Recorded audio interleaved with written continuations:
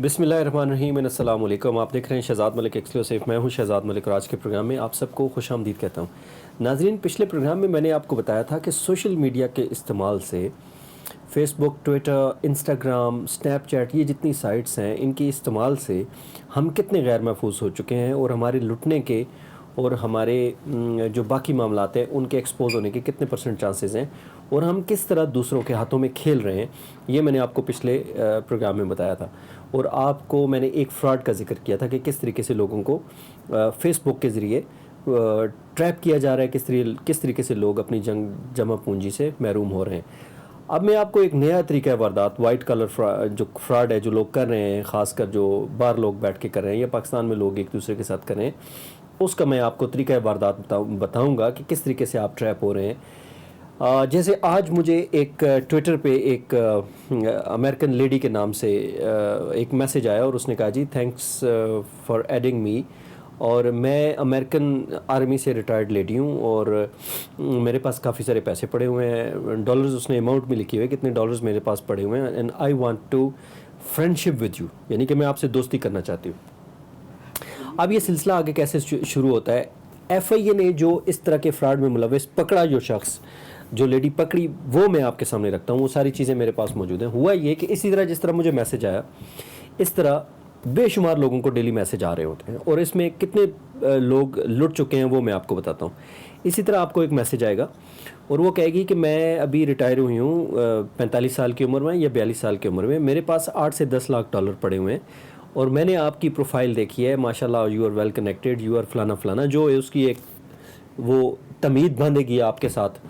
होगा वो कोई लड़की बन के, तस्वीरें भी आपको भेजेगा, व्हाट्सएप पे भी आ जाएगा, सब कुछ होगा, लेकिन होगा वो लड़का। और वो कहेगी कि मैं आपसे शादी कर लूँगी, ये कर लूँगी, वो कर लूँगी। इस तरीके से आप सब्ज़ बाग में आ जाएंगे और उसके बाद जो अगला हथियार है वो ये करेगी आपसे कि एक बॉक्स बनाएगी जिसमें शूज़ भी होंगे, शर्ट्स भी होंगी, परफ्यूम्स होंगी, घड़ियाँ होंगी, ये सारी चीज़ें आपके साथ बना के तो 8-10 हज़ार डॉलर की या 15,000 डॉलर की एक बॉक्स बना के वो आपको दिखाएगी, व्हाट्सएप कॉल पे या वीडियो कॉल पे ले आएगी और कहेगी कि जी ये मैंने आपके लिए बनाया है और ये मैं बजरिया एयरलाइन या बजरिया कार्गो सर्विसेज या एयर सर्विसेज में आपको भिजवा रही हूँ। आप खुश हो जाएंगे कि यार ये तो माशाल्लाह ज़बरदस्त काम हो गया है, 10-15 हज़ार डॉलर की मुझे चीज़ें आ रही हैं, शेविंग किट भी होगी, आपके मुख्तलिफ परफ्यूम्स होंगी, घड़ियाँ होंगी लेटेस्ट ब्रांड की, और इस तरह सारी चीज़ें मिल मिला के तो आप कहेंगे यार 10-15 हज़ार 20 हज़ार डॉलर की मेरे पास चीज़ें आ रही हैं, तो दैट्स फाइन। वो आपको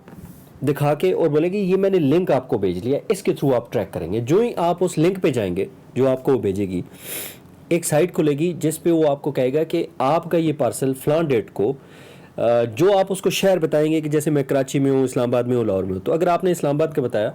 तो इस्लामाबाद से वो लिंक आपको आएगा और उसको कहेगा जी ये 80,000 या 1,60,000 डॉलर आपका कस्टम पेड बनता है, ये आप पे कर दें, और साथ ही नीचे 2-3 अकाउंट नंबर आपको दिए जाएंगे और आपको कहेंगे आप इसमें अकाउंट में पे कर दें।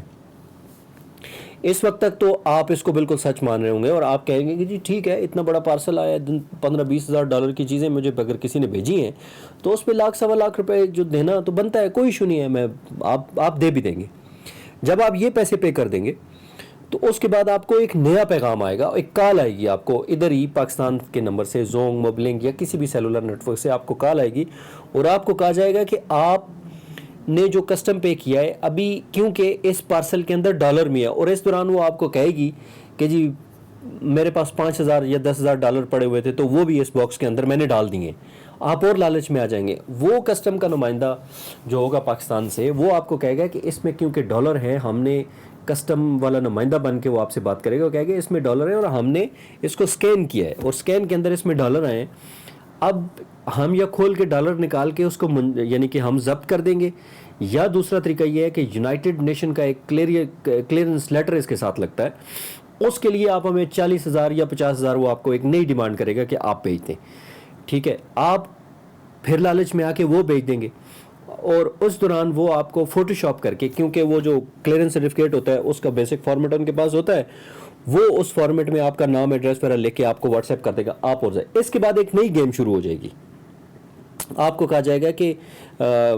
कस्टम जो है वो मज़ीद पैसे मांग रहे हैं क्योंकि इसमें बहुत सारी चीज़ें हैं और ज़्यादा चीज़ें हैं, घड़ी की मालियत जो है वो 8,000 डॉलर है, उस पर इतना टैक्स है, जो आपने परफ्यूम भेजी है उस पर इतना टैक्स है। तो आप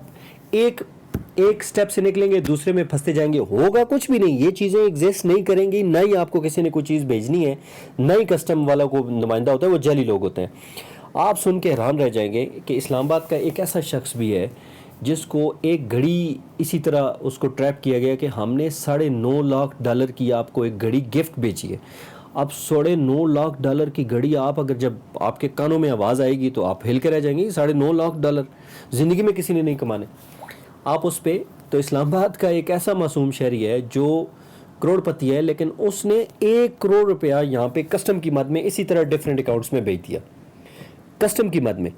अब आप दूसरे तरीके से कैसे ट्रेस होते हैं, ये पाकिस्तानी अकाउंट कैसे यूज़ होते हैं। ये काम होता है पाकिस्तान में जो लोग बैठे हुए हैं, फ़िलिपाइनी, नाइजीरियन, यमनी,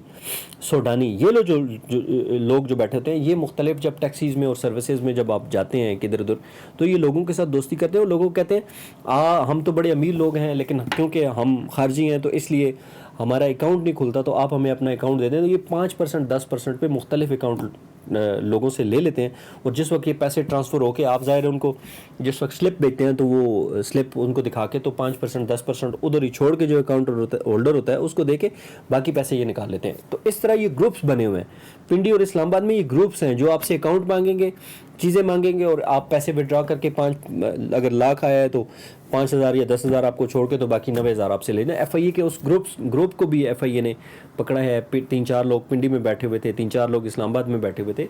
जिनके पास सैकड़ों अकाउंट्स थे, जिनका काम ही यही था मुख्तलिफ लोगों को ट्रैप करना, अकाउंट लेना, उनमें पैसे मंगाना और निकल जाना। तो मेरा आपसे बताने का मकसद ये है कि बी अवेयर ऑफ इट, आप इस फ्रॉड से वाकिफ़ हो जाएं। कोई ईमेल, कोई एग्जैक्ट इस तरह ना करें। आप अगर जिन लोगों को आप जानते नहीं हैं, आप उनकी फ्रेंड रिक्वेस्ट जो है वो एक्सेप्ट ना करें। आप जिन लोगों को जानते नहीं हैं उन ईमेल्स का जवाब ना दें, क्योंकि जो आप ईमेल्स का जवाब देते हैं या आप व्हाट्सएप पे इंटरेक्ट की तरफ जाते हैं, इंटरेक्शन गपशप लगाते हैं, तो आप फंसते जाते हैं इसी तरह। और दूसरी बात यह है कि FIA वालों का ये पैगाम है कि भाई जब तक लालची ज़िंदा है तब तक फ्रॉडी कभी भूखा नहीं मरेगा। आप लालच में आ जाते हैं, हम सारे लालच में आ जाते हैं, और लालच में आके हम अपनी जमा पूंजी जो है लाखों रुपए की, वो हम इस फ्रॉड की नज़र कर देते हैं और अगले लोग एंजॉय करते हैं। हाँ, अगर किसी के साथ फ्रॉड हो गया है तो वो ज़रूर FIA का दरवाज़ा खटकाए। FIA बैठी है, साइबर क्राइम के जो विंग हैं उनके, आप ज़रूर उधर जाएं और आइंदा इस तरह की हरकत और बाकी लोगों को बताएं कि ये फ्रॉड है। ठीक है, मुझे आज बिल्कुल ट्विटर पे उसने इनबॉक्स किया हुआ है, लेकिन मैं बिल्कुल उसको कोई जवाब नहीं देने वाला। मैं आपको दिखा भी सकता हूँ चीज़ें, लेकिन कहने का मकसद ये है कि हर बंदा ट्रैप हो रहा है आजकल। और ये आप जितनी चीज़ें सोशल मीडिया पे शेयर करते हैं, मैंने पिछले प्रोग्राम में बताया, फेसबुक पे, ट्विटर पे जो आप चीज़ें अपनी शेयर करते हैं, वहीं से वो आपको एवेलुएट करते हैं कि बंदा कितने पानी में है, इसकी फाइनेंशियल जो सिचुएशन है वो क्या है, कितना वेल कनेक्टेड है, कितने लोगों के साथ ये इन टच है, इसकी फैमिली बैकग्राउंड क्या है, बहन भाई इसके क्या करते हैं, गाड़ियाँ इसके पास कौन है, कहाँ रहता है। क्योंकि हम खुद ये सारी चीज़ें फेसबुक पे, ट्विटर पे इधर उधर शेयर कर रहे होते हैं कि ये घर हमने लिया, ये गाड़ी हमने ली, ये शादी, वो शादी, ये सारी चीज़ें हम खुद करते हैं। लिहाजा इनसे आपने बहुत ज़्यादा वाकिफ़ रहना है और ख़बरदार रहना है और अपना और बाकी लोगों का ख्याल करना है। अल्लाह हाफ़िज़।